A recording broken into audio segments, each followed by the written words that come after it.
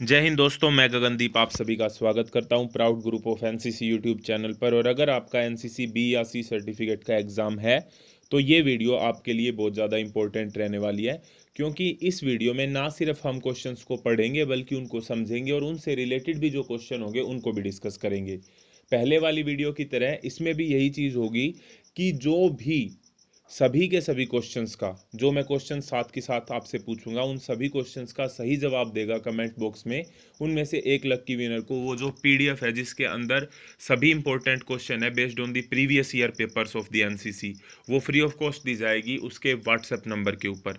तो ये बात आपको ध्यान रखनी है। और इससे होगा क्या, आप सभी को ये क्वेश्चन अटेम्प्ट करने, इससे होगा क्या कि वो क्वेश्चन आपको अच्छे से याद हो जाएंगे, पक्के हो जाएंगे। तो सबसे पहला क्वेश्चन यहाँ पर है कि खुली लाइन चल में कितने कदम लिए जाते हैं। तो खुली लाइन चल की जब भी कार्रवाई होती है तो उसके अंदर 1.5 कदम लिया जाता है, यानी कि एक पूरा और आधा।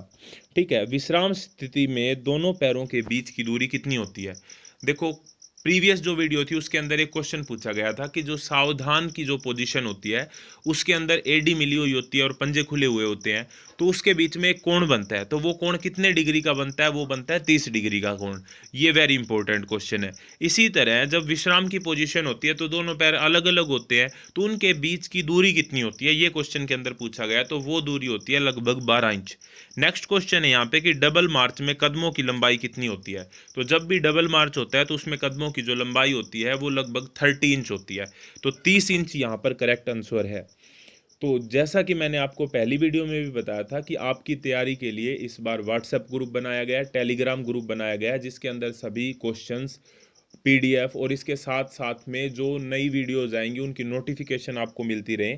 तो उन्हीं सभी सोशल मीडिया के लिंक आपको डिस्क्रिप्शन में मिल जाएंगे, तो वहाँ से जाके आप टेलीग्राम, इंस्टाग्राम और व्हाट्सएप पर प्राउड ग्रुप ऑफ एनसीसी को फॉलो कर सकते हैं, ताकि आपकी तैयारी बड़े ही अच्छे से होती रहे। नेक्स्ट क्वेश्चन है यहाँ पे कि आधा दाहिने मुड़ में कितने डिग्री का कोण बनता है। इसको मैं बड़े ही अच्छे से एक्सप्लेन करूंगा। देखो, पहली बात तो ये आप मान के चलो, ये ऊपर जो एन लिखा है इसका मतलब नॉर्थ हो गया, नीचे एस का मतलब साउथ हो गया, साइड में ईस्ट हो गया और इस साइड वेस्ट हो गया। अब मान लो किसी का फेस नॉर्थ की साइड है। अब नॉर्थ की साइड से अगर उसको हम दाएं मुड़ की कमांड देते हैं तो वो ईस्ट की साइड उसका फेस हो जाएगा। ठीक है। ये एंगल कितने का होता है, टोटल 90 डिग्री का होता है। नॉर्थ से लेके ईस्ट तक का एंगल कितना हो गया, 90 डिग्री का हो गया। ठीक है। तो अगर दाहिने पूरा मुड़ेगा तो वो 90 डिग्री का कोण बनेगा, लेकिन यहाँ पे कही गई है कि आधा दाहिने मुड़। तो आधा दाहिने मुड़ेगा तो इसका मतलब वो कहीं बीच में रह जाएगा, एग्जैक्टली बीच में रह जाएगा। तो इसका मतलब 90 डिग्री का आधा कितना हो गया, 45 डिग्री।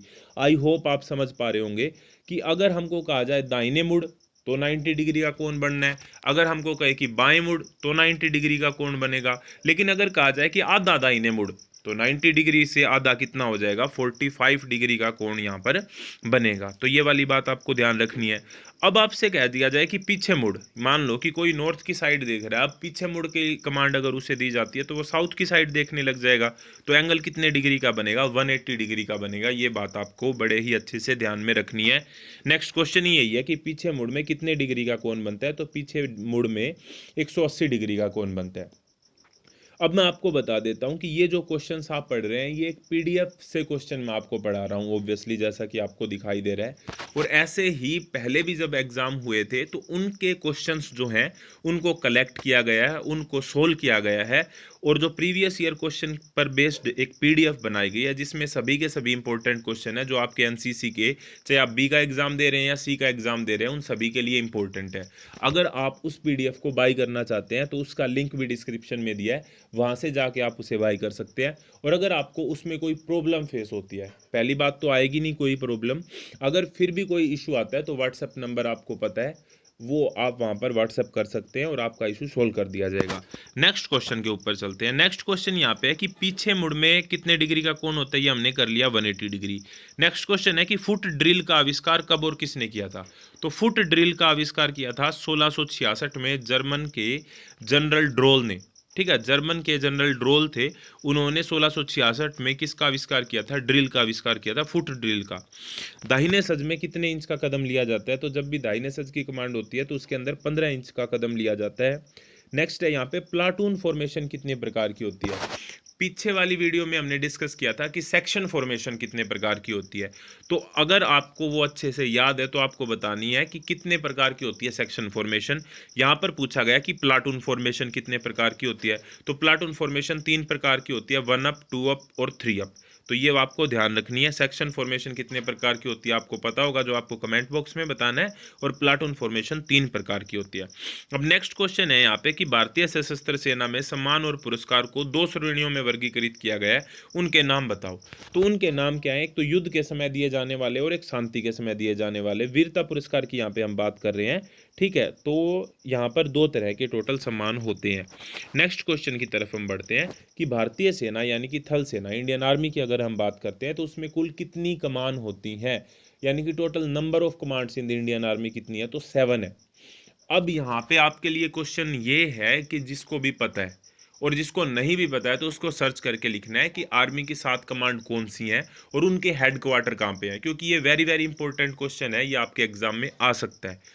आर्मी की टोटल कमांड 7 है, कौन कौन सी हैं और उनके हेड क्वार्टर कहाँ पे हैं, कौन सी कमांड का हेड क्वार्टर कहाँ पे है, ये आपको पता होना चाहिए और ये आपको कमेंट बॉक्स में लिखना है, ठीक है। नेक्स्ट क्वेश्चन की तरफ हम बढ़ रहे हैं और एक क्वेश्चन मैं आपको और बताता हूँ इसी के साथ साथ, क्योंकि यहाँ पे विनर भी डिसाइड करना होगा हमको, तो थोड़ा सा लेवल तो बढ़ाना पड़ेगा। लेकिन ये इंपॉर्टेंट है सारे, इसका ये मतलब नहीं है लेवल बढ़ाने का कि मैं कोई इरेलीवेंट चीज़ आपसे पूछ रहा हूँ, ये आपके एग्जाम में आती है।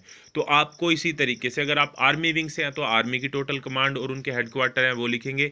अगर आप नेवी विंग से, एनेवल विंग से हैं तो आप नेवी की कितनी कमांड है और उनके हेडक्वार्टर कहाँ पे है वो लिखेंगे। और अगर आप एयर विंग से हैं तो एयरफोर्स की कितनी कमांड है और उनके हेडक्वार्टर कहाँ पे है वो आपको लिखना है। नेक्स्ट क्वेश्चन है यहाँ पे कि राष्ट्रीय रक्षा अकादमी कहाँ पर स्थित है। राष्ट्रीय रक्षा अकादमी मतलब एनडीए, नेशनल डिफेंस अकेडमी जिसको हम कहते हैं, तो वो खड़गवासला में स्थित है। अब आपके लिए क्वेश्चन ये है कि ये खड़गवासला कहाँ पर स्थित है, यानी कि कौन सी स्टेट में स्थित है, ये आपको कमेंट बॉक्स में बताना है। Next question very very important question, क्योंकि अभी अभी नए साल से ही हमारे नए डीजी एनसीसी बने हैं।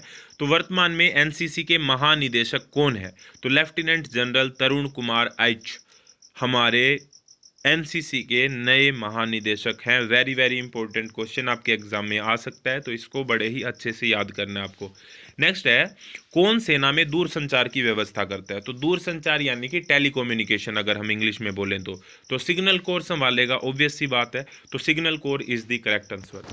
अगेन मैं आपको बता दूं कि सारे के सारे सोशल मीडिया के लिंक डिस्क्रिप्शन में दिए हैं, पीडीएफ को बाय करने का लिंक भी डिस्क्रिप्शन में दिया है, जिसमें सारे के सारे इंपॉर्टेंट क्वेश्चन है और ये क्वेश्चन भी आपको उसी पीडीएफ में मिल जाएंगे। नेक्स्ट क्वेश्चन है यहाँ पे कि ड्रिल कितने प्रकार की होती है, उनके नाम लिखो। पीछे वाली जो वीडियो थी उसमें क्वेश्चन तो ये सेम था लेकिन उसके नाम नहीं बताए गए थे, तो अब हम बता रहे हैं कि ड्रिल 2 प्रकार की होती है, कौन कौन सी होती है, एक ओपन ड्रिल होती है और दूसरी कौन सी होती है, क्लोज ड्रिल होती है। Next question, word of command के भागों के नाम लिखो। तो वर्ड ऑफ कमांड जो दी जाती है जब भी कोई ड्रिल में होता है या किसी भी तरीके से जब हमें वर्ड ऑफ कमांड दी जाती है तो उसके 2 पार्ट होते हैं। आपने देखा होगा कि एक तो जब कमांड को लंबा खींचा जाता है और एक कमांड को जब काटा जाता है। जब लंबा खींचा जाता है इसका मतलब हम चेतावनी दे रहे हैं, यानी कि ताकि सतर्क हो जाए सभी के सभी।